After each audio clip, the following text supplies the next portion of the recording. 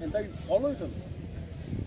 There were thousands of them that were saved, absolutely. right? So you can't say that all of Israel No, rejected I'm them. not saying all of Israel. But you're right, Israelites did, but that was the Sadducees and Pharisees, and they had a lot of power. Now the Sadducees and Pharisees today are our Christian pastors today.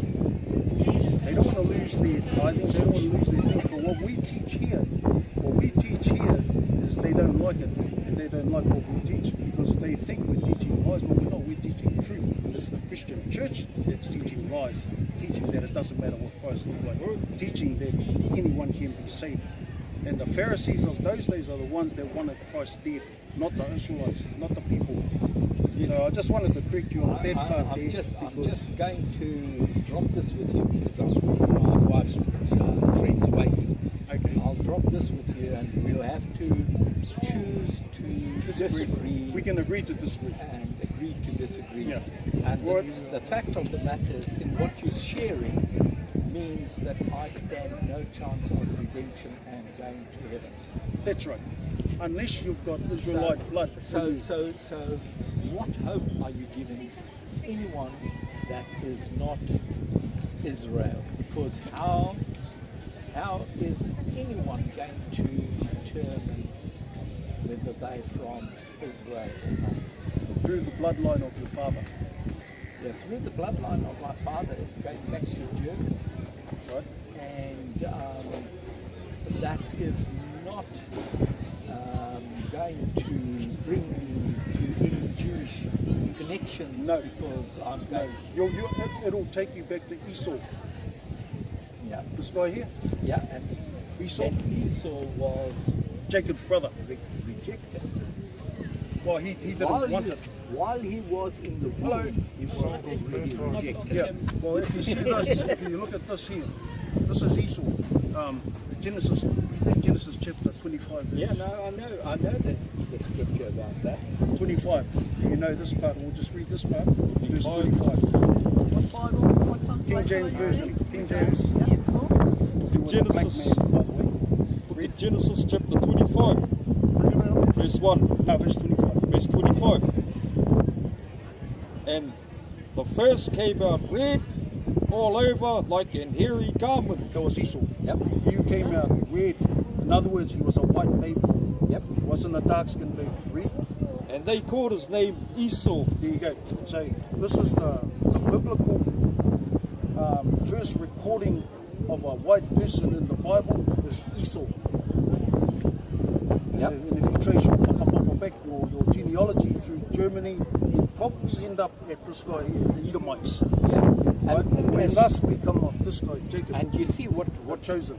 you are not giving anyone who actually has that whakapapa to have any hope in any salvation and eternal life. So The Bible is not me. So that is where we will have to differ, because I see Paul's message to the New Testament church that he received from Jesus Christ. I see it in a totally different light. And therefore I have no problem with anyone who can trace their whakapapa to Israel and Jacob. I don't have any problem with that. My issue is that Paul's message is that salvation has been brought to the Gentiles, and that reference was not to, as you say, Gentile Jews. It's to Gentiles. No, the message was actually to the Israelites who are now Gentiles, that were Hellenized. Like, just like how our people have been Hellenized into becoming New Zealanders, but the Israelites of those times, the 10 tribe nations, were Hellenized into becoming Corinthians.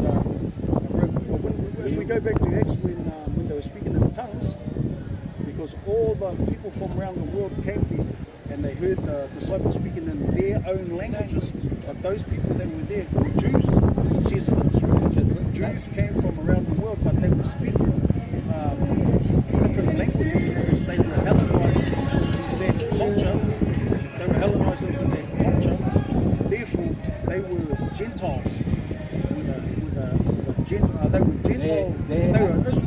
Gentile state of mind. As we said, we'll have to choose to accept. Yep, no, that's all right. I mean, I understand that. I mean, why wouldn't you not accept that? Basically, we're saying that there's no hope for you, and Jesus Christ only came for the Israelites. And I have my hope. But this is your fellas' kingdom today. No. You fellas are living in your kingdom. We're living in our hell. It's beautiful. You know, our lands have been stolen. It is beautiful, and I'm blessed that I can live here. Who owns all these businesses here? No idea. Not the Israelites. Not us. You know who doesn't? Not us. Like the Israelites who actually from this land In that, don't know in many that of the stuff sense, here. I put myself with you, not us. You don't own it. I used to work with a lot of South Africans who were my bosses. They were right up there. Nothing wrong with them. I like them. They were good people. But what I'm saying is all the businesses in our country, all the banks and all those people, they are all owned by Gentiles, by other nations, not our nation. Even though this is our land, we have lost. They came, they stole, robbed, murdered and pillaged, just like what the devil did. There's the devil's attributes. They did that to our people, but hey, we understand that because Israelites have been rebellious for thousands of years. This is what happens to a rebellious people. God will punish you, and so we're being punished for that. But our redemption is near.